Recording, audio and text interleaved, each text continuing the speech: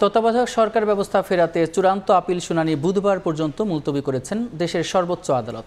সকালে প্রধান বিচারপতি সৈয়দ রেফাত আহমেদের নেতৃত্বে আপিল বিভাগের 7 সদস্যের বেঞ্চে এ শুনানি হয়। এদিন শুনানি করেন সুজন সম্পাদক বদিউল আলম মজুমদারের আইনজীবী, পরে শুনানি করবেন বিএনপি জামায়াতের আইনজীবী ও রাষ্ট্রপক্ষ। এর আগে 27 আগস্ট তত্ত্বাবধায়ক সরকার ব্যবস্থা বাতিলের রায় পুনর্বিবেচনা চেয়ে করা আবেদন মঞ্জুর করেন সর্বোচ্চ আদালত। দেওয়া হয় আপিলের অনুমতি। এরপর বদিউল আলম মজুমদার সহ 5 জন, বিএনপির মহাসচিব মির্জা ফখরুল ইসলাম আলমগীর, জামাতের সেক্রেটারি জেনারেল গোলাম পরোয়ার আপিল করেন।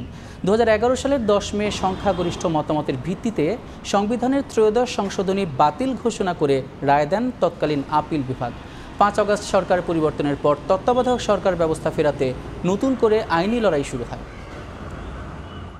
তত্ত্বাবধায়ক ব্যবস্থার ব্যাপারে একটা প্রধান ওনাদের অবজেকশন ছিল যে এখানে অনির্বাচিত ব্যক্তিরা ক্ষমতায় থাকে। মাননীয় প্রধান বিচারপতি খুবই উল্লেখযোগ্য উদাহরণ দিয়েছেন। সেটা হলো, আমরা গত 10 বছরে দেখেছি যে অনেক অনির্বাচিত ব্যক্তি মন্ত্রীর পদমর্যাদায় উপদেষ্টা হিসাবে ছিলেন। জনগণ যদি নির্বাচনের 90 দিনের জন্য মেনে নিতে চায়, তাহলে তো এটা আদালতের বলা উচিত না যে এটা জনগণ করতে পারে না।